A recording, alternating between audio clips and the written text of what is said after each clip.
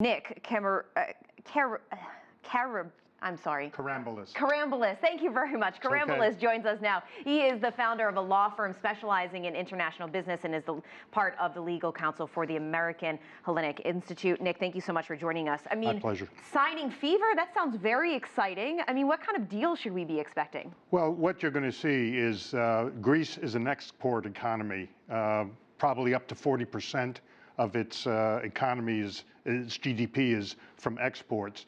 And so there are a myriad of businesses that will be looking for exporting to China, particularly because now, recently, 25% tariff has been imposed on EU goods to the United States. And except for olive oil, it affects all of Greek agricultural products. So yes, deal signing fever is very important. Plus tourism. Tourism is very important for Greece, and Greece is encouraging year-round tourism rather than just the summer months, as has been traditional.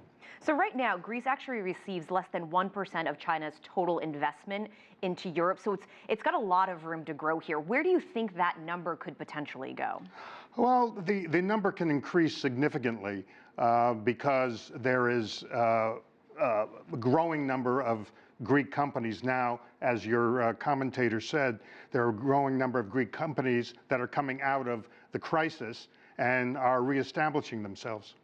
How important will it be for China that Greece becomes this export hub for its goods into the EU, especially when we look at what's happening between the US and China right now? It's extremely important. Greece is geographically located in a way that it is almost the linchpin for the Belt and the Belt Road that will be products for entering into Europe. The other point is that Greece is now a member of the Central and European countries cooperation mechanism, the 1+17, which is very important. That was done by the previous government. This government may have probably looks at it as a little more skepticism.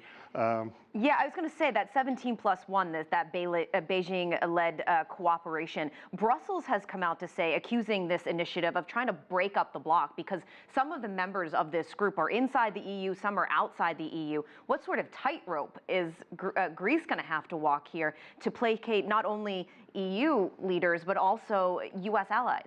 It's not a tightrope, it's a tight wire because Greece is also a NATO member as well, and so it'll be very a very big balancing act for Greece, and also to comply with or implement the Dubrovnik guidelines under the CEEC, which are they involve some pretty basic notions of how to conduct relations between China, which is a command economy, and the EU, which are EU companies, which are, of course, capitalist economies. Yeah, it'll be very interesting to see how the state visit plays out. Nick Karambelas, thank you very much for joining us. My pleasure.